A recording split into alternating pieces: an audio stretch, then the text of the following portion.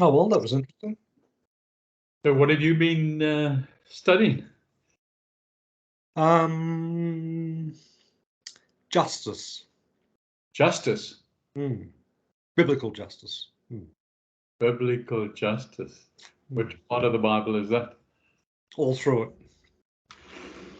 Okay. All through it. Yeah, God's justice. Yeah. Okay. Tell me about it. Oh dear. It's interesting in the sense that the interpretation of it, because like when we talk about justice, we sort of, in many respects, have a legalistic view, don't we? You know, we sort of think about, punishment and stuff like that. Yeah. Where a lot of the justice spoken about, well, there's two Hebrew words for it, but I can't remember what they're. Mishpak and something else. It's about ensuring the right thing is done for those in need. That's the definition of justice. Ensuring that the right thing is done? Yeah, for those in need. Those in need. Okay. Don't follow you very well. Yeah. Well, it's different in the sense it's not about right or wrong in the sense of justice that we've grown up in. But it's basically saying, which is really, I guess, like the work of Christ, and that was about ensuring that those in need had their needs elevated to have them addressed as the priority over self-interest. Other than self-interest, okay. Yeah. Because a lot of people, would sort of say, oh, so if Christ died on the cross for our sins, and a whole bunch of other things, but for our sin in a simple sense, how can that be just and fair that he took the punishment, so to speak, for things that he did not do?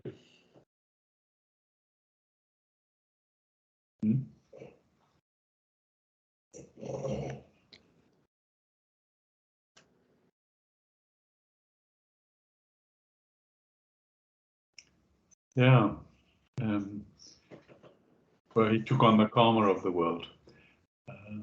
In essence, yeah. Yeah.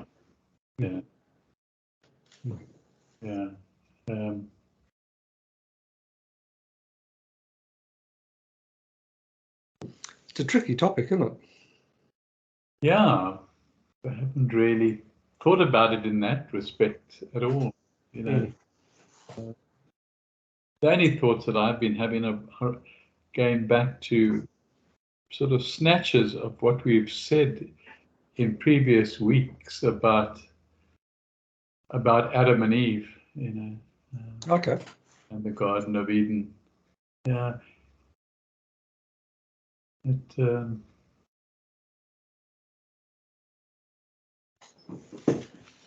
That's also intriguing. Yeah, I heard someone say the other day, on the commentary about the Garden of Eden, is that Adam and Eve were vegan. Yeah. Because they didn't eat animals, just plants. But it wasn't until Moses' time when he said it was okay to eat animals. So in the Garden of Eden, everyone was vegan.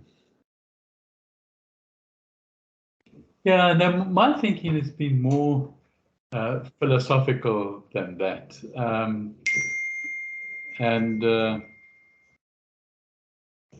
I've been thinking, really latching onto some of the conversations we've had in the past, and that is, the whole of Garden of Eden story, in my opinion, is metaphorical. Okay, so what is the story was created in order to show us something or to teach us something. Mm. And an interesting thought, crossed my mind, and that was before the apple was eaten, metaphorically speaking, okay, we were unconscious. Okay. So if we were unconscious and living at that stage of our existence, okay, were we just living each day unconsciously, became our way and responded and so on. So was that prior to the eating of the apple in the story, saying that we as humans were actually designed to live unconsciously, okay, with God, okay, and then as the story depicts, as soon as the apple was eaten, did we become conscious? Or the reverse? No, I don't think so. I don't think the reverse. I think we became conscious. We became conscious that we weren't wearing any clothes, okay? And so we had put a leaf, to hide our thing. And then, we became conscious of things around us, and we became conscious of wanting more things. I don't know. It is just sort of thoughts that came by me, and because the proposition could be that prior to partaking of the tree of knowledge, that we were in fact living consciously in heaven on earth.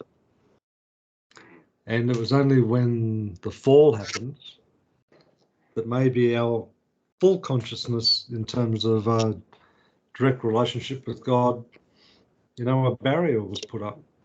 So then we became unconscious of that intimate relationship with God. Yeah, I guess we could be saying the same thing. Okay. I'm just saying it better.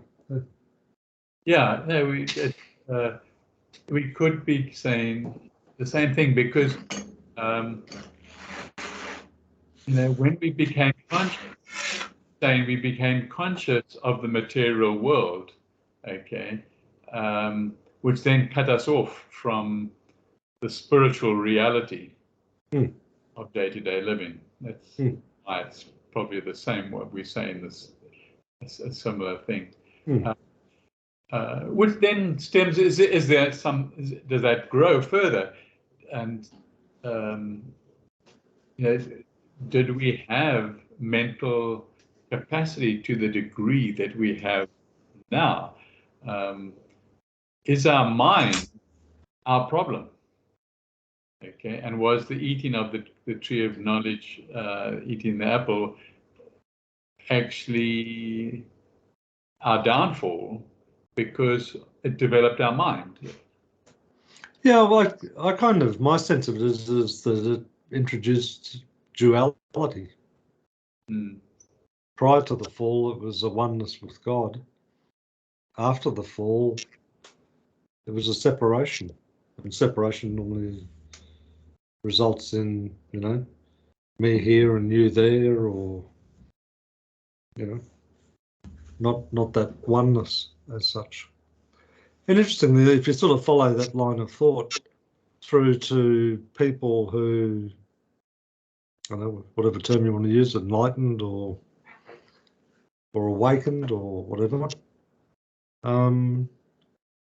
in not to a full extent, but in a partial extent, there's a return to that Eden-like state.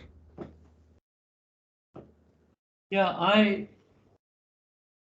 I'm thinking of it sort of more, globally, that the story depicting humanity and just humans as a whole, sort of developed, however, which is represented by the eating of the apple, of the pleasures of knowledge of what's going on, okay, and what can go on in a selfish way.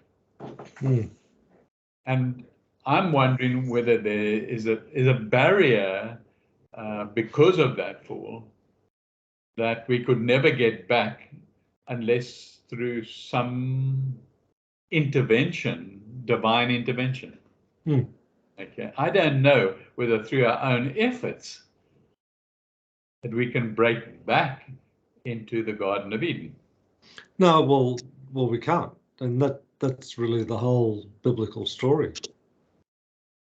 Is that on the cross there was the announcement of the kingdom, the new kingdom, and the good and the new, the good news, and the good news is that there's a new creation, not now but soon. And the new creation is in effect a return to the garden.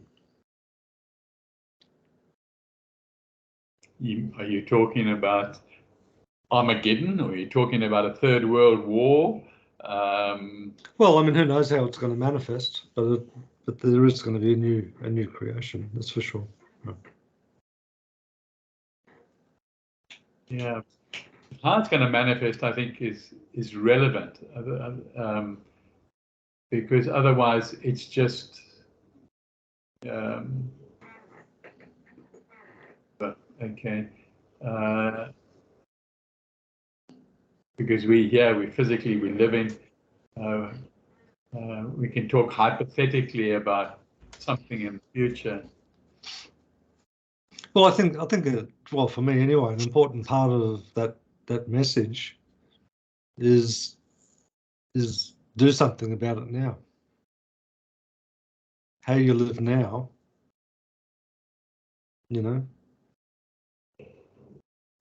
Yeah, and by doing something now, what do you hope to achieve? What do I hope to achieve? Yeah. A deep and intimate relationship with God. Which will manifest in your day-to-day life. How? Been given guidance on whatever pops up day to day.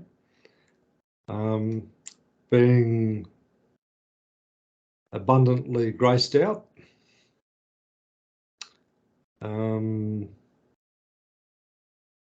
Putting me in a state of happiness and joy. So how will guidance be given to you? Well, if I ask for it, and I do every day, show me. How will it be given to you? You ask for it, but how will it be? How will you see it? How will you know that it's been given to you? How will you have something to act on? Well, sometimes I don't need to act. Circumstances just unfold that way. Okay. So he'll interact with you through your. Well, I mean, it's determined circumstances.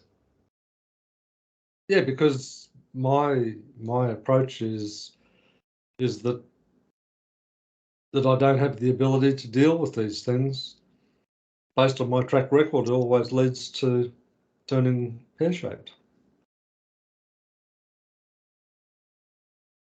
So God decided, well, let's crucify you. Bring it on. Bring it on. Just like Jesus Christ said, eh? I guess so. I don't know if he said that. Well, he did. He sort of said, you know, if there's some way that I don't have to drink from this cup, please do that. But hard on the heels of that, he then said, you know, but in effect, the most important thing, though, is your will, not my will. Yeah, but then he says, you know, why have you forsaken me? Okay, so he wasn't happy at some point. Well, that was probably the humanity talking.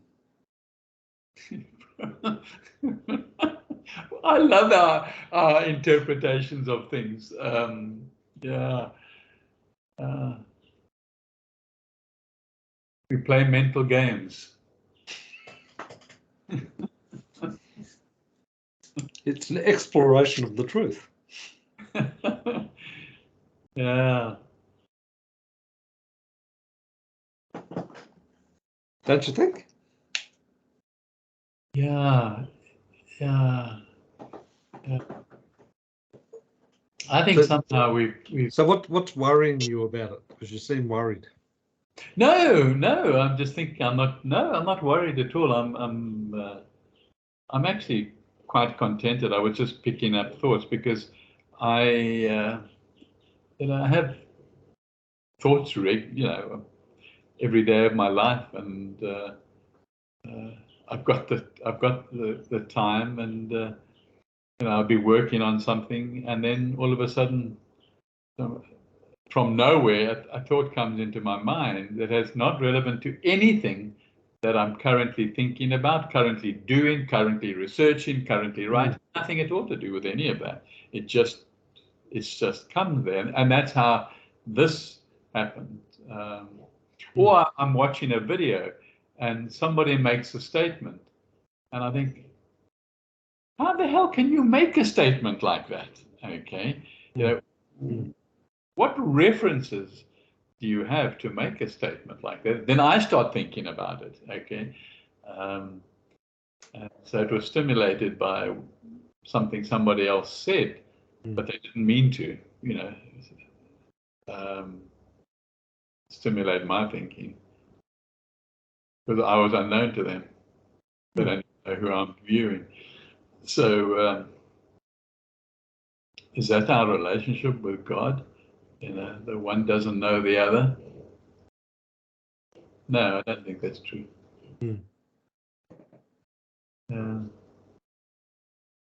It's interesting that, like, I mean, from the study that I've done, it seems to me that, this God is one who wants a relationship with us. I was telling someone the other day, because they asked a very deep question of me. I can't remember the exact question, but it was really about, how, I think it was in effect like, how does the Spirit show up in your life? And the thought came to me that when my eldest son was born, I was in the room there, with my wife. And when my eldest son was born, it was a very difficult birth. But anyway, when he was born, it struck me that when the nurses and that said, go and be with your son, we'll look after your wife, attending to her. And I was looking at him, and like the bright lights obviously hurt his eyes, and there was lots of noise with everything going on in that room, and lots of animated speaking, and he was lying there on cotton sheets, which I'm sure to him felt extremely rough compared to where he's just come from. Right. So he must have been thinking, to use our language, it's like, what the hell has just happened? Like, No. you know, like I can't see, it's cold, it's bloody rough, there's all this noise, it's like, and now there's this person sticking their face down in front of me, you know, telling me that he loves me and he's so happy to see me, and who the hell is this thing? But he keeps on saying, you know, that he loves me, and like, and I sort of thought to myself, well, in some respects, you know, that father figure role could in fact be the Holy Spirit, you know, in my life right now. You know, I'm sort of going through this life and it's like, oh, what the heck? And, you know, this is uncomfortable. I don't like this. I don't like that. What the hell's going on? And what's happening? But there's still this little whisper, you know, that you're loved. You're not alone. You're loved, you know, like, Yeah. you know, so a God that does that, you know, is, for me, is just absolutely wonderful and incredible, you know. So. Mm. Yeah. Yeah. Mm.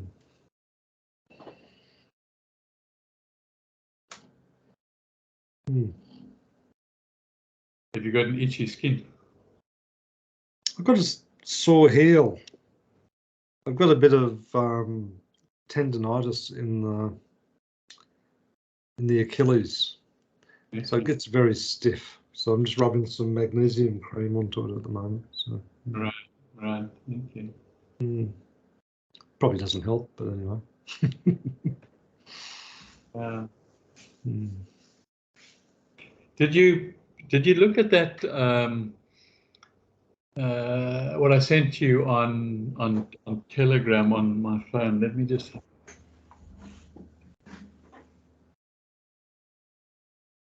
a look. Where I said, as Moya writes, and then I saw. First, there was a picture that we were sent. Oh yeah, I did read that. Mm. Okay, now if you look at the picture, you will see the early star there. Yeah. Moya has for some time now spoken about that particular star. Is that Venus or? I'm not sure. He doesn't, and neither does Alma Lee, talk about it being Venus. They talk about it being the same star that was shown the shepherds where the birth of Jesus was. Oh, okay. Oh. And you know, whether it has a conventional name, I don't know. But if you carry on and read down on that, coming up to the 28th of September, a week's time, where back in 1981, Moya went through the crowning ceremony in Tibet and became the 12th incarnation of Vishnu. Yeah, I was astounded when I read that. Yeah. I knew that. Okay, I've for about 10 years now, and because Vishnu, isn't that like a Hindu? Yes, it is. Yeah. But it's a lot more. He just happened, like Jesus, you know, was born in a particular location. Vishnu was the forerunner of all the incarnations. Because anyway, and he talks about the ushering of the new savior, you know, giving out to the world of Logos, the original religion of God, leads to the Gabalada revolution or the Gabalada freedom war. This is the unconditional joy and freedom that souls seek, that we were talking about a moment ago. You know, the true meaning, the soul seeking the true meaning of the word Christ, which means the anointed one. Okay? Yeah.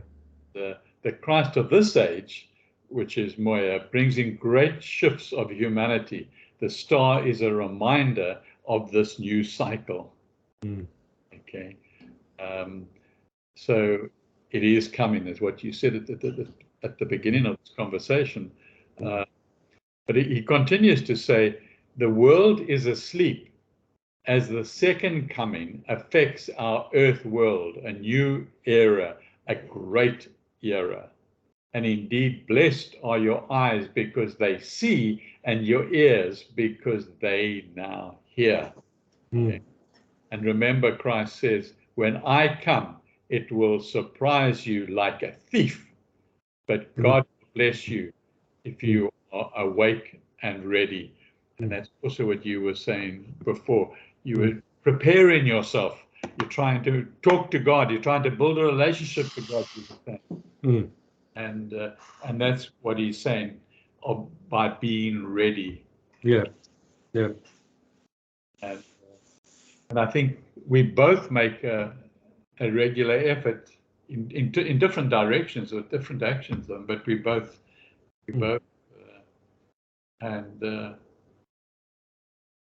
so it's interesting to have that come to us again. I don't know if you've been recently to the website. It's changed quite a lot. The Logos. No, I haven't. No. And like you said, or I've said several times that, like he was talking about, taking a more public stance, so to speak, on things in the near future, but the date kept on slipping all the time. Yeah, I think this is my take on it. One's got to be careful that you don't read it as Moya's take, but my take on it is that most of the work is going to be, and certainly in your and my lifetime, is going to be, in a sense, behind the scenes and not in this physical third dimension. Okay. Because there's a tremendous amount of disturbance now immediately around us in another realm, and that's got to subside, and that's got to come to some sort of settlement, and it might then, I think, okay, remember this is all what I'm thinking, would manifest in a third world war. Here on Earth. Yeah, and so it would be a hectic, a war like we've never seen a war before. And I think, the First World War probably was the most severe of human beings suffering. Okay, but I think they would suffer in a different way, in my opinion, now with the Third World War. They would basically have everything just disappearing around them physically, and the human being will still stay standing.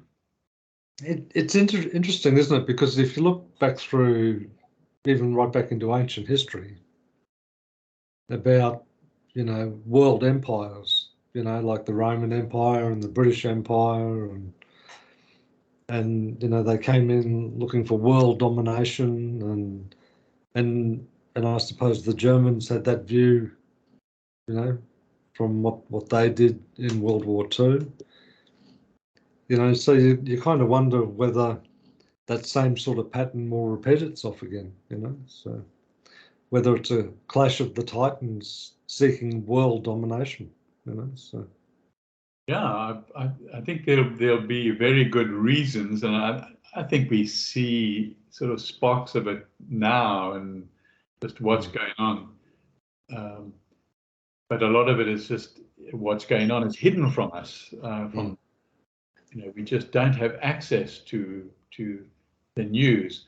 But we do have little glimpses of you know, Russia meeting the North Korean head of state, okay, and they've agreed to, you know, to help each other on a military basis, okay, and because North Korea is an enormous manufacturer of stuff, but then at the same time you get America and Australia doing business and selling nuclear submarines to each other, and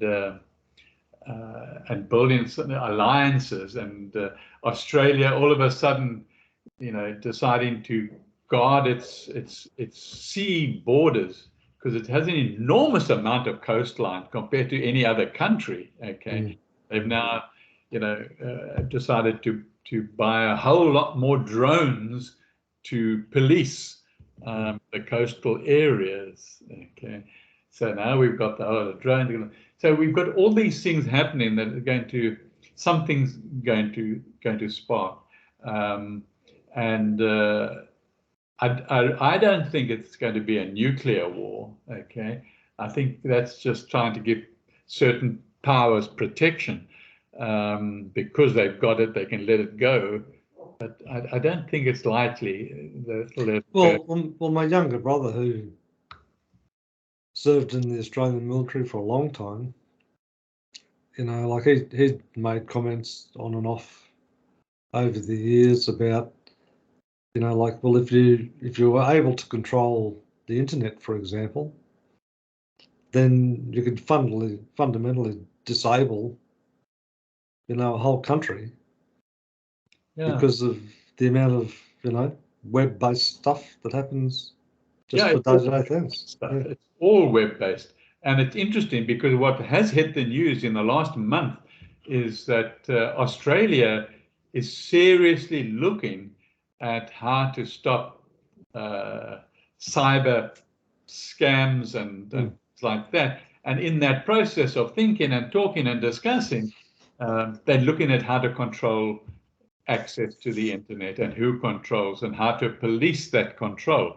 I mean, that's, you could find. And there's also been allegations that, like, a lot of Chinese-made goods, like cars and refrigerators and whatever, are in effect de facto, you know, listening devices or whatever. Yes, yeah, and also the streetlights that were made at one stage in China, they're not. I don't believe anymore. Yes, they had listening devices and seeing devices. So, but I don't think it's going to be a war quite like that using those. I think it's a stepping stone to something. So do you think it'll still be a violent war or not? I think a terribly violent war, but as I was saying a moment ago, not violent as in the First World War, okay? Violent in that, you know, the internet will be taken out, for example. You use it. All our electricity will be taken out, okay? So there'll be no sort of communication because satellites will be taken out. Okay? So our house hasn't been bombed, okay, but we've got no food, okay, we've got no petrol, we've got no cars, we've got no transport, okay. And imagine that across the world. I think it's that type of war, and then somebody comes along and enslaves just about certainly all the developed world, okay, and yeah, I think, and people will suffer, and it's I think it's interesting because I allude to this, you know, with my big mouth sometimes in my classes. Okay, I say, you know, you never know when you're going to need to grow your own food. So I teach them which are the most nutritious vegetables to grow at home. You can grow them in pots, and microgreens, how nutritious they are, and how to get a balance so that you don't go senile because of a lack of certain nutrients. And And I say, you never know. You never know what the next problem's going to be. And so I love teasing the class. Like, they don't know I'm teasing them. Okay. Some of them are paranoid with about, Jesus will look after us. Okay. And they've got no idea how close that is to the truth. But just by saying you believe Jesus is not going to be there, you've got to do what Don Jones is doing and take some action now and get that relationship going. And then, yes, he will take care of you. Okay. But it's not going to happen because, you pay your dues and go to church and put some money in the church's pocket. That's not going to be the way to build a relationship. Those days are long, long, long gone. Yeah. But not for 1,000-odd years anyway. So I think that's what it's going to be like. And I think those that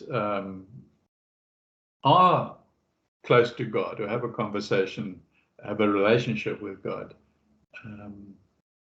I think circumstances are going to be different in the midst of that war than for other people. So, like I've just done now, you can only speculate what it's going to be like. But I think it's an important exercise to use your imagination to explore some of these. I think so too. I think so. And it's one of the things that, as you can hear from me nattering away here, that I certainly do play a lot of games with my mind. Because one of the exercises that they, like with some of the Bible study, they say, use your imagination to place yourself in the verse that you're reading. Yeah. And you use imagination. I often use the word in a similar context, as you know, contemplation. You're reading that and you're contemplating. You contemplate. You place yourself in that situation. Yeah. But contemplation is an active thing. Meditation is a passive thing. Yeah, very passive. But contemplation is active, and also dreaming, nighttime. Goodness, I just wish, like last night, I really dreamt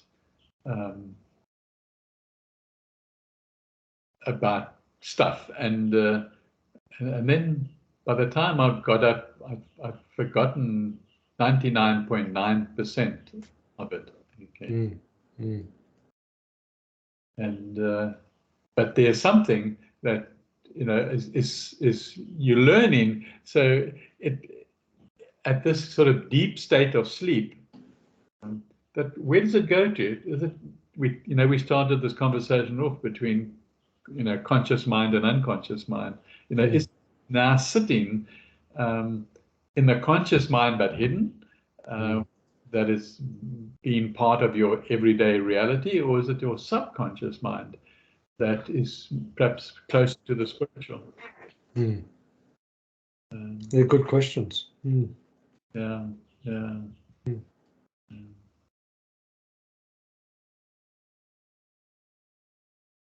It's certainly worth exploring, so keep on thinking about them. But I think that's exactly what you're doing. You really are exploring them by doing the studies that you've now embarked on. And I really compliment you for being so diligent and moving in that direction. I'm a little bit more haphazard. I'm not as disciplined with that type of than that you are. So when you were in South Africa and actively involved in Logos, like would you have had, I guess for the want of a better term, like a spiritual director? Like would someone, be there to talk to you about, your spiritual direction as such and your development and, because you're obviously very active in there, particularly with Moya and presumably others. So would you characterize any of those people as like the equivalent of your spiritual director? Yeah, the whole time I was there, Moya was there as well. Okay, he was just sort of just in the next town. So we had weekly meetings with him. Okay, a group of us, not the whole of Logos or the people, but certainly let's just call it the regulars. Okay, and he would then talk to us. And we could then, ask him questions at the end and so on. But most of us didn't. It would be the odd question here and there, okay, because it was really listening to him and taking in what he said, and he would his messages would be, I don't know, I suppose simple might be the right word, but in depth, okay. And he would often say, go out and on a day-to-day basis and help your fellow beings. Just, a lot of people are hurting out there. Go and comfort them. And don't talk with your money, talk with your actions. And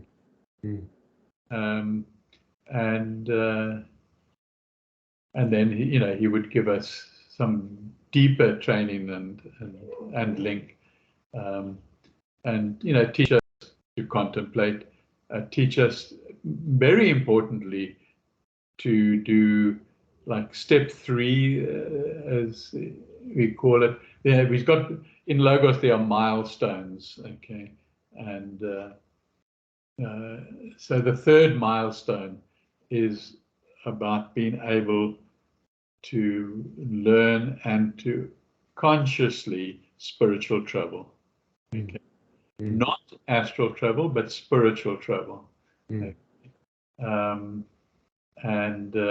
then after that, you automatically, I'm talking about now people anywhere in the world, okay, that don't have, not in close proximity. Yeah.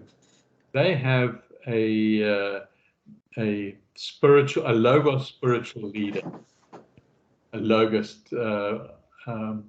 and they there, and by just being wherever they are, okay, they attract people to them. Okay? And so they do teachings, around those people. And I've met some of them when I was in South Africa. There was one from Central Africa who, came down for a number of months, and they're just an ordinary sort of guy. I think he was Nigerian, but there are other people of that elevated status, shall we say, rather than give them titles and names, within Logos, and therefore their consciousness on different places all over the world, and then a lot of, including Moya particularly, works on the inner. So I sometimes am aware, particularly in my dreams, that I'm talking to Moya. Okay, and that's, he tells me that's for real. Okay, and I don't. I wake up and it's a dream. Okay, and I don't necessarily understand how it works. I might have to go. I've got a call. Yeah. I've got to take. Shall we call it today then? Yeah, okay, no worries. All right. See you now. Bye. Bye now.